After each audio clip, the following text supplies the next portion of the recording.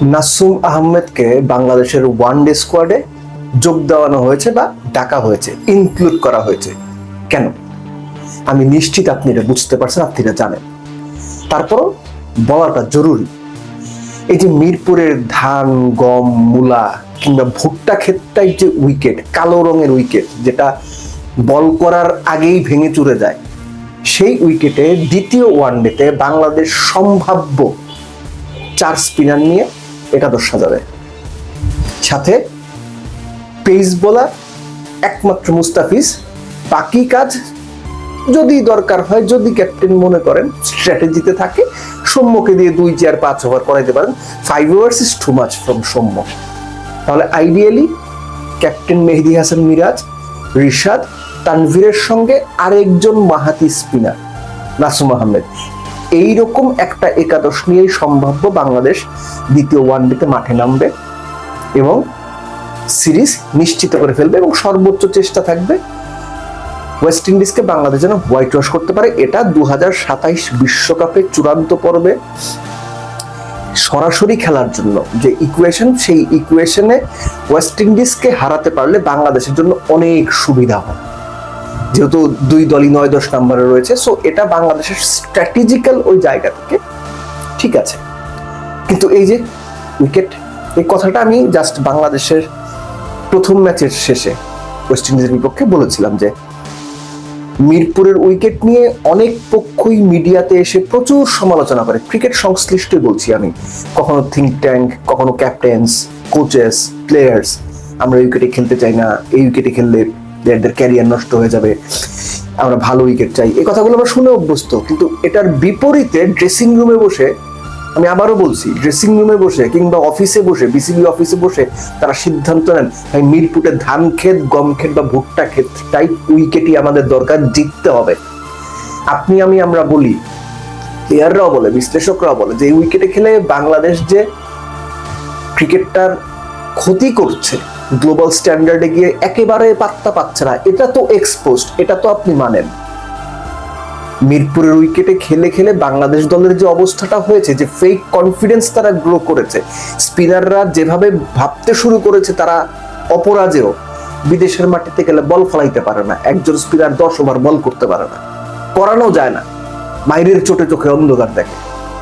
So global স্ট্যান্ডার্ডে গিয়ে বাংলাদেশকে just শুইয়ে দেওয়া হয় এই মিরপুরের উইকেটে খেলার কারণে। কিন্তু বাংলাদেশের ম্যানেজমেন্ট, বাংলাদেশের থিঙ্ক ট্যাঙ্করা এখান থেকে বেরোইতে পারে না ওই সস্তা সাকসেসটার লোভে।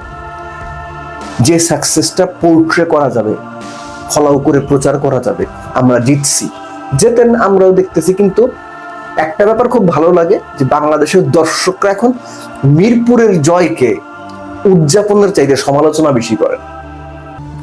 মিরপুরের ভালো পারফরমেন্সকে তালি কিংবা বাহবা দেওয়ার বদলে ক্রিটিসাইজ বেশি করেন দর্শকরা। এটা দারুণ একটা ব্যাপার, এই ব্যাপারটা আমি পার্সোনালি দারুণ লাইক করি। সহজ করে বললে মিরপুর মাঠের পারফরমেন্সকে এখন আসলে পারফরমেন্স হিসেবে আপনি ধরবেন কিনা, বিবেচনা করবেন কিনা, এটা আপনার সিদ্ধান্ত। আমার সিরিয়াস আপত্তি আছে। মিরপুরের মাঠে পারফরমেন্সকে ভালো পারফরমেন্স হিসেবে ট্রিট করার জন্য আমার সিরিয়াস আপত্তি আছে, কিন্তু আমি করতে বাধ্য। একটা প্লেয়ার যদি 100 করে, একটা প্লেয়ার যদি 5 উইকেট পায়, রিশাদ যে 6 উইকেট পাইলো, মিরাজ যে 2 ওভারে মাত্র 16 রান দিল, ভালো বল করলো, এটা আমি ভালো বলবো না? আমাকে তো ভালো বলতে হবে, আমি তো বাধ্য। আমি তো বলতে পারবো না 6 উইকেট খারাপ, আমি তো বলতে পারবো না 10 ওভারে 16 রান দেওয়া খারাপ, আমাকে ভালো বলতে হবে। কিন্তু একই সঙ্গে আমি এটাও বলবো, এই উইকেটে খেলে খেলে বাংলাদেশ ক্রিকেটটা জাস্ট নষ্ট হচ্ছে। হ্যাঁ, বিসিবি হয়তো চেষ্টা করছে বা আগামীতেও করবে উইকেট ভালো করার জন্য, যতদিন পর্যন্ত না হবে বাংলাদেশকে এটা নাশন দিতে হবে। কেননা বাংলাদেশ টিম এমন একটা লুপের মধ্যে পড়ে গেছে এই মিরপুরের উইকেট কেন্দ্রিক, যে লুপ থেকে তারা আর বেরোতে পারছে না। কিছুটা ইচ্ছাকৃত, কিছুটা তৈরি করতে পারছে না ভালো উইকেট। তবে ইচ্ছাকৃত ব্যাপারটাই বেশি, কেননা মিরপুর উইকেটে খেলা, মিরপুর উইকেট থেকে সস্তা সাফল্য নেই। আমি স্পেসিফিক্যালি হোয়াইট বলের কথা বলছি, টেস্ট ক্রিকেট আলাদা রাখছি। টেস্ট ক্রিকেটের জন্য যদি এই উইকেট হতো আমার কোনো আপত্তি ছিল না, পৃথিবীর সব দেশ হোম অ্যাডভান্টেজ নেয়, এটা নিয়ে কোনো কথা নাই। মিরপুরের উইকেট যদি এর চাইতে খারাপ বানিয়েও বাংলাদেশ টেস্ট খেলে তাতেও আমার কোনো সমালোচনার সুযোগ নেই, আমি করবো না। কিন্তু হোয়াইট বল ক্রিকেট আমি সমালোচনা করবো। যে জিনিসটা হচ্ছে যে বিসিবি এই যে হোয়াইট বল ক্রিকেটে মিরপুরের বাজে টাইপের উইকেট বানানো, এটা তো নতুন কিছু না, 7-8-10 বছর ধরেই হয়ে আসছে, 12 বছর ধরেই হয়ে আসছে। ইচ্ছা যদি থাকতো কিংবা ওই সস্তা সাকসেস যদি বাংলাদেশ ক্রিকেট বোর্ড নিতে না চাইতো, সস্তার সাকসেসকে পোর্ট্রে করতে না চাইতো হোয়াইট বল ক্রিকেটে, বারবার বলছি, তাহলে তারা গ্র্যাজুয়ালি আস্তে আস্তে এখান থেকে বের হয়ে আসতো। বাংলাদেশ ক্রিকেট বোর্ড লম্বা সময় পেয়েছে, কোভিডকালীন লম্বা সময় পেয়েছে উইকেট ঠিক করার জন্য। তারপরও একটা লম্বা সময় মিরপুরে খেলা বন্ধ ছিল মাঠ সংস্কারের জন্য। চাইলে কি তারা বেটার উইকেট বানাইতে পারতো না? পারতো, বানায় নাই। কিন্তু কেন বানায় নাই? ইচ্ছাটা নাই। মিরপুরকে তারা এরকমই রাখতে চায়। তারা যদি রাখতে চায়, আপনি আমি তো বিসিবি না, আপনি আমি তো বাংলাদেশ ক্রিকেট চালাই না, যারা চালান তারা এটা বিশ্বাস করেন মিরপুরে এরকম উইকেট দরকার সাকসেসের জন্য। আপনারা আপনাদের সাকসেস ভেজে খান এবং এই ভেজে খাওয়া সাকসেস নিয়ে গ্লোবাল স্ট্যান্ডার্ডে গিয়ে দেশের ক্রিকেটের মানিজ্যত শেষ করে দেন। আর আমরা আপনাদের গালমন্দ করতেই থাকবো, কেননা এই রকমের উইকেটে খেলিয়ে আপনি প্রতিপক্ষকে টানা 3 ম্যাচে 50 রানে অল আউট করেন, তারপরও বাহবার বদলে সমালোচনায় বেশি পাবেন।